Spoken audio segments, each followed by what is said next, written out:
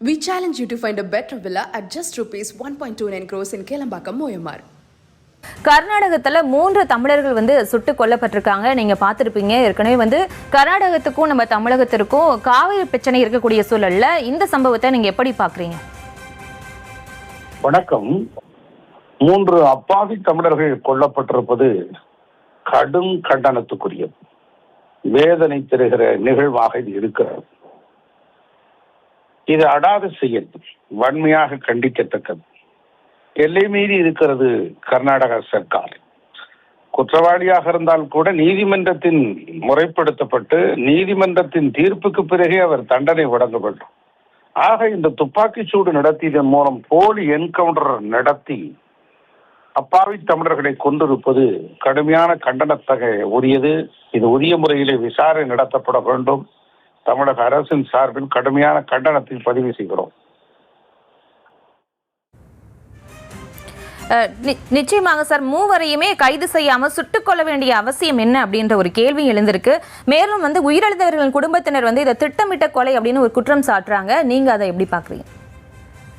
நிச்சயமாக சம்பந்தப்பட்டவர்களை கைது செய்து வழக்கு பதிவு செய்து நீதிமன்றத்தின் விசாரணைக்கு பிறவே நடவடிக்கை எடுக்க வேண்டும். நீதிமன்றத்தினுடைய தீர்ப்புக்கு பிறகுதான் தீர்ப்புக்கு பிறகுதான் அது குறித்தான மேல் நடவடிக்கை எடுக்க வேண்டும். அதை விடுத்து நீதிமன்றத்தினுடைய தீர்ப்பே இல்லாமல் அவர்களே கையிலே எடுத்துக்கொண்டு சட்டத்தை கையிலே எடுத்துக்கொண்டு கடுமையாக நடந்து அப்பாவி தமிழர்களை துப்பாக்கி சூட்டுக்கு உட்படுத்தி இருப்பது இந்திய அரசியலமைப்பை கேலிக்கூத்தாக்குகிற செயலாக இருக்கிறது. வன்மையாக கண்டிக்கத்தக்கது. இது யாராக இருந்தாலும் மன்னிக்க முடியாத குற்றம். இதை உடனடியாக மேல் விசாரணை செய்து உரிய சம்பந்தப்பட்டவர்களை வனத்துறையினை பதிவு நீக்கம் செய்ய வேண்டும், அவர்களை கைது செய்ய வேண்டும் என்பதில் உறுதியாக இருக்கும். நிச்சயமாக சார், 3 தமிழர்கள் உயிரிழந்திருக்காங்க. இது ஒரு சாதாரண வனத்துறை நடவடிக்கையா நம்மளால கடந்து செல்ல முடியுமா, அல்லது வேறு அரசியல் காரணங்களுக்காக இந்த சம்பவம் நடைபெற்றதா நம்ம எடுத்துக்கொள்ளலாமா?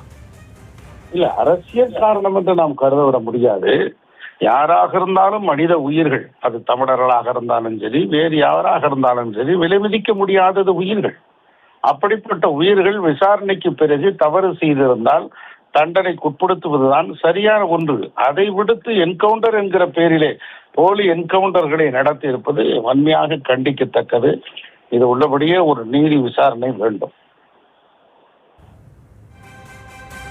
நிச்சயமாக சார், இணைப்பில் உங்களுடைய கருத்துக்களை பகிர்ந்து கொண்டதற்கு நன்றி.